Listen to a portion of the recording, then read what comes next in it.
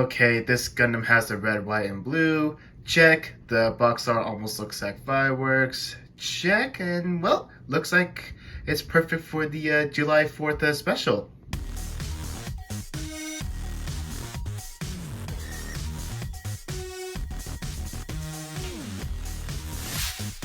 How's it going, guys? It is Plastic Disasta, and I have a little announcement to make. So in July, I am going to do a review dedicated to Gundam protagonists, not the Universal Century protagonist, but focused more on the alternate universe protagonist. Basically, you can call it Heroes Month, and I know I took that idea from somewhere, but please let me have this one. And by the time of this video's release, it's already late June, but I want to give myself a head start. And if you are watching this on July 4th, happy 4th of July, my American audience, because I live in America myself. In the first review of Heroes Month, we're going to start with the Strike Freedom Gundam. Get it? Because July 4th is all about freedom, and that's what America's all about. And you'll get it. I already talked about what Gundam Seed Destiny is about. You can check out my RG Force Impulse Gundam. So taking a look at the box art, we have the Strike Freedom Gundam going all guns blazing, and it is a very colorful box art. So bright, it makes you want to say, whoa, Bandai, you might want to turn that down a bit. I mean, Gundam Seed and Seed Destiny itself is pretty much a bright show, and that's in terms of flashy robot fights. Since we're on the topic of Heroes Month, he is piloted by our questionable protagonist, Kira Yamato. Keep in mind, I will keep doing this throughout the month of July, telling you who is the protagonist pilot is for the Gundams. Taking a look at this side of the box, we have the front and back shot of the Strike Freedom. Right here are going to be the action poses, and right on the other side, it's going to show all the cool gimmicks it does. And taking a look at this side of the box, it looks like a kind of a CG render of the Gundam model kit itself, but we also get information on what the Gundam is about. I'll zoom in right here and see how it's in English and in Japanese. And if you want to read it for yourself, feel free to pause the video and give it a read. Take a look right here. This costs 2,000 yen, which is roughly $22. Taking a look inside the box, we are going to be greeted with 4 bags of runners and a manual. Looking at the cover of the manual, here is the Strike Freedom Gundam all painted up. And right over here is the basic information of the mobile suit. Taking a look inside the manual at a weird angle, it shows we're going to be using all the runners. You're going to start with the, looks like the torso, then moving on to the head, the arms, and then you're just going to run to the legs.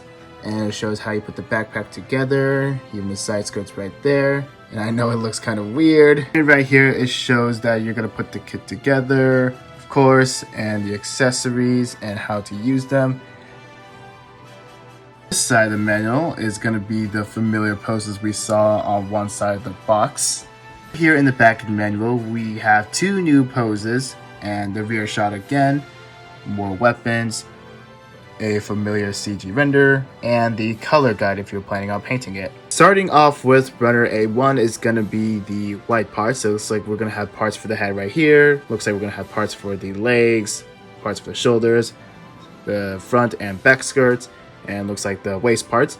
And we have runner A2, which is going to be the copy of this section. Here is runner B1. Now I know on camera it looks like it's black, but if you're looking at it in person, it almost looks like black with a very hint of blue. Anyways, looks like we have parts for the backpack and parts for the torso, and looks like we have parts for the gun right over here.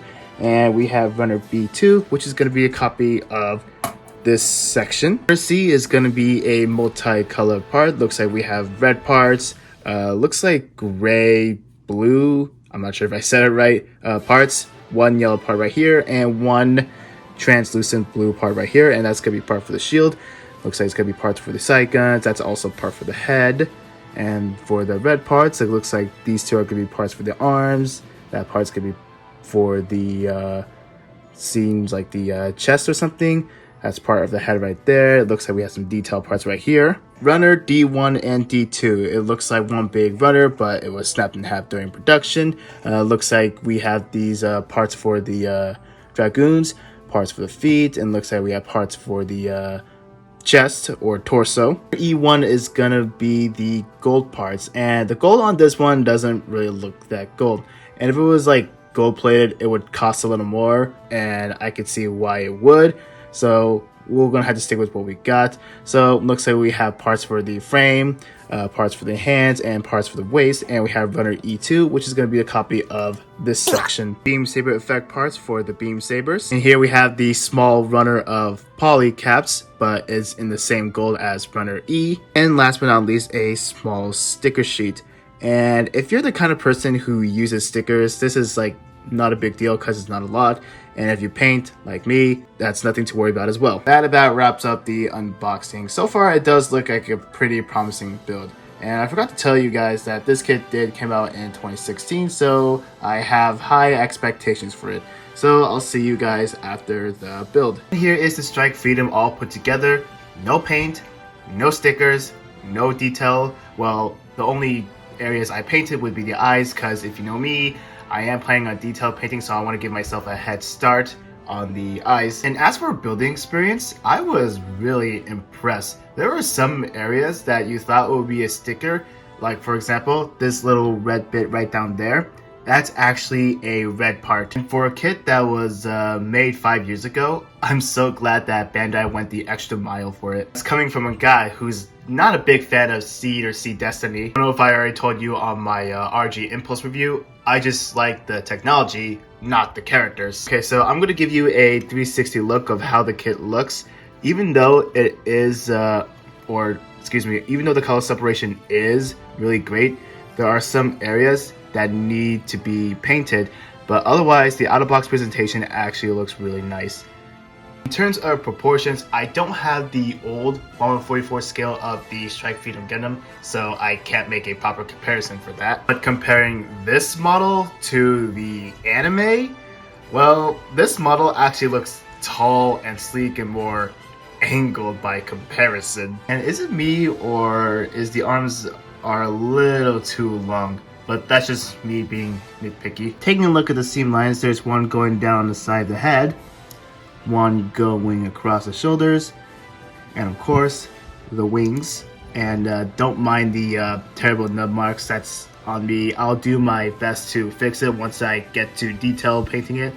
And there's also a seam line going across right here on this part of the backpack. There's also a seam line going across right here and right here. Last but not least, there's a seam line going across the rail guns. And as for sticker placement, of course the eyes go on the eyes, and there is a silver eye sticker that you put behind the, well, let me tell you this. The eyepiece are clear blue, and you put the silver sticker behind the clear blue piece, it will shine brightly. There is the stickers for the head camera that goes right over here. The number 5 sticker right here goes on the back of the head, and these gold stickers go on these parts of the wings. I know it's too soon to jump into the accessories, but I'm showing them for sticker placement purposes only. This blue sticker right here wraps around this area, while this blue sticker applies right over here behind the red piece, while this blue sticker, it wraps around the gun kind of like a U shape. The blue metallic sticker, it goes right in here, and while the red stickers goes underneath the gun right here. So that about wraps up the out-of-box presentation. I got a lot of work to do on this kit, lots of seam lines to take care of, very little detail paint I gotta do, and some panel lining. So I'll see you guys right after the work I'm gonna put on this kit. And will you look at that, here is the Strike Freedom all painted up, panel lined, and top coated. My experience on detail painting this kit, some bits are hard and some bits are easy. The only easy bits I've done would be the little gold bits on the wings and the red part on the knees. The hard ones are these gold bits on the legs. Now, even though it doesn't show it on the manual, I made it based off of the Strike Freedom Gundam, the RG version, and same with the gold bits on the Dragoons right there. So other than that, it looks really nice, and I also forgot the gold bits on the railguns as well. So moving on with accessories, you get 2 of its guns, and here's what's cool about it. You can combine them, so make sure you pay attention how it goes. First off, this gun, you might want to bring this down, pull the barrel out, take this one, insert it right here, extend the stock. I know it's a little tight, and there you go. You have the long gun. And to store it, make sure you move the side skirts to the side, pun not intended, and you'll see a little slot right here, and on the side of the guns there's a peg. Make sure you collapse the handle and plug it right in.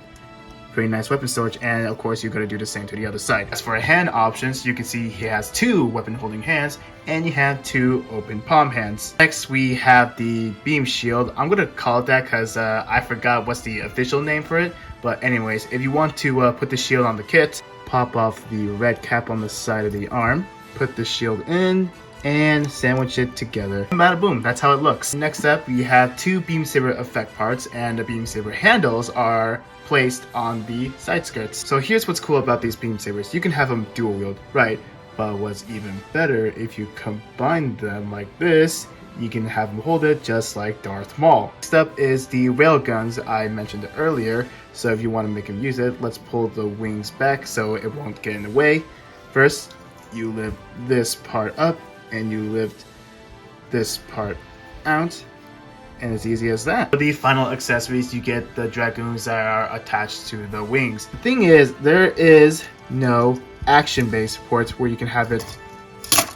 I forgot to tell you that this kit is back heavy.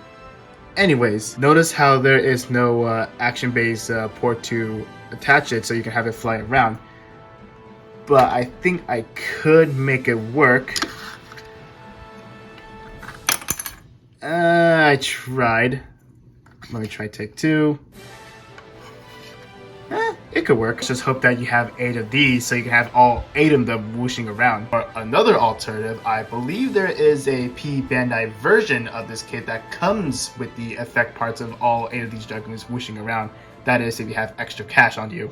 And another option you can do is that notice how you have it stored like this, and if you want to store it another way, you could store it like this to make it look like it's coming out. So moving on to the articulation, the head is on a ball joint and on a hinge, so it can look up that far, not a lot due to the design, and it can look down this much. The arm is on a ball joint and it has a swing out mechanism. It's not a lot, but it is there. The arm can move out. Let's try it again without popping up. It can move out that much. Bicep swivel. Then at the elbow add 2 joints, and the wrist is on a ball joint. It could ab crunch that far. It can move back that far. And you also get a waist swivel, and notice how the railguns move along with it. Front skirt, move up that far. Side skirt, move out that far. And for the back skirt, it can move up, which is really nice. As for the leg, it can move up that far. It can move back that far. It can move out that far. If you move out too much, the side skirt will pop out. The reason why I had to take off the legs just to show it has a swinging hip mechanism, if you can look closely. Double bend at the knee. The ankle armor can move up and down, and as for the foot, it can move up that far, move back that far, and you also get a toe bend. And as for the pivot, just a little. Onto the backpack, it can move back and forth, rotate, and it can move out that far. So overall, the articulation on the Strike Freedom is really great. So let's move on to size comparisons. First off, here he is right next to the standard size RX-72. And notice how the Strike Freedom is slightly taller than the standard Gundam, because in universe, the Strike Freedom Gundam is 18.8 meters, while the standard Gundam is only 18 meters. And since this is Heroes Month for alternate universe protagonists, here he is right next to the God Gundam and the Wing Zero. Let's move him a little closer. Need I say that the Strike Freedom is taller than the God and the Wing Zero Gundam? Except here he is next to the NECA 1994 Godzilla and the Kingdom/Earthrise Optimus Prime. And finally, the Gundam that was supposed to be the protagonist, but not anymore, the Destiny Gundam. Yeah, I forgot it's a little back heavy too, but here you go. And I gotta say, they look really great together. So moving on to my final thoughts, overall, it's a really nice kit. And that's coming from a guy, once again, who is not a big fan of Seed or Seed Destiny. I love the engineering and I love the accessories it comes with. I just really like this kit so much. Would you say that it aged well after 5 years?